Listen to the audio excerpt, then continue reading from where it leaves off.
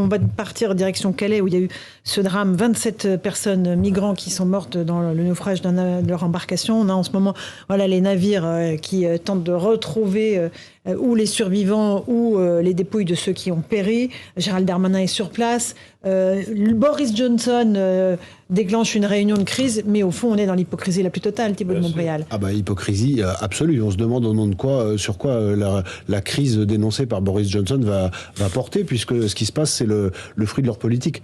Le fruit de la politique des Anglais. Donc c'était consternant. Alors peut-être qu'on va avoir la divine surprise d'une évolution de la position anglaise sur le sujet. Après, je dis ça, je n'y crois pas une seconde. Je n'y crois pas une seconde. Mais ce que je veux juste dire, si on prend du champ par rapport à ce drame dont il est finalement heureux qu'il n'arrive pas plus souvent, compte tenu des risques terribles que prennent ces malheureux pour traverser la Manche, c'est que moi je pense qu'il faut que en amont, l'Europe s'organise bien mieux qu'elle ne le fait aujourd'hui pour empêcher les gens d'entrer en Europe.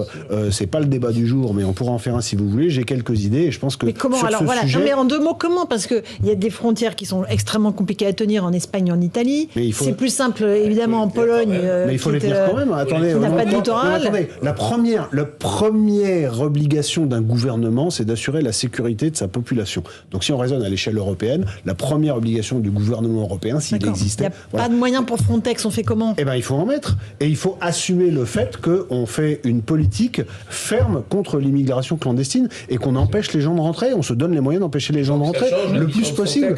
Il faut que ce soit tellement compliqué d'entrer en Europe que les gens soit y renoncent. On recrute des centaines de milliers de fonctionnaires pour contrôler toutes les frontières de Schengen. Je pense qu'il y a... Vous faites comment en Italie ? Vous faites comment en Espagne ? Mais pardon, Laurent, en Italie, il y a quelqu'un qui s'appelait Salvini qui a tenu ses frontières. Vous croyez qu'il a empêché le passage des migrants ?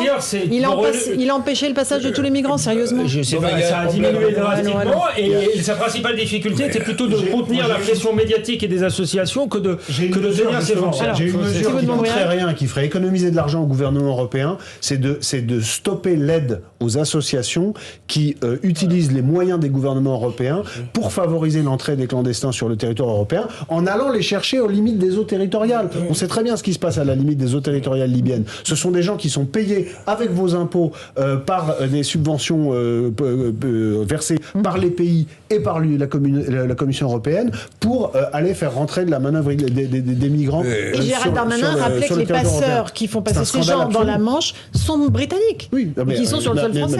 Il se passe la même chose avec les Britanniques qu'avec nos associations. Tout ça est absolument hypocrite et scandaleux. Et absolument désastreux sur le plan humain. Tu as raison, d'ailleurs, c'est ce qui se passe entre la Pologne et le Bélarus. Pour l'instant, les Polonais tiennent bon, mais ils n'ont pas le soutien de Bruxelles, excuse-moi. Ils n'ont absolument pas le soutien de l'Europe, de l'Union européenne. Donc on a évidemment un vrai problème, puisque Bruxelles on dit mais le problème de l'immigration, chaque pays en est responsable, mais néanmoins Bruxelles s'en mêle tout le temps. Et les missions de Frontex, il va falloir y réfléchir. Les missions de Frontex, c'est pas on prend les migrants et on les ramène en Italie. Méthode australienne, blocus maritime, retour au point de départ. Ben voilà, retour au point de départ, si c'est possible, mais ça sera pas simple. Ça va pas être simple. Ils ne prennent pas les Zodiacs qu'ils apprennent là. Ça aide d'être une île, évidemment. Ne fera pas ça, on peut l'imaginer qu'il le fasse en disant quand tout le monde sera d'accord. Donc pour l'instant, il faut laisser la main au gouvernement et que l'Europe au moins laisse les gouvernements travailler. Il se sera passé bien des choses en 10 ans. À tous les quatre d'avoir participé à ce Punchline sur Europe 1 et sur CNews. Dans un instant, la suite des débats de Punchline sur Europe 1 et tout de suite Christine Kelly sur CNews pour Face à l'info avec ses invités. Bonne soirée sur nos deux antennes.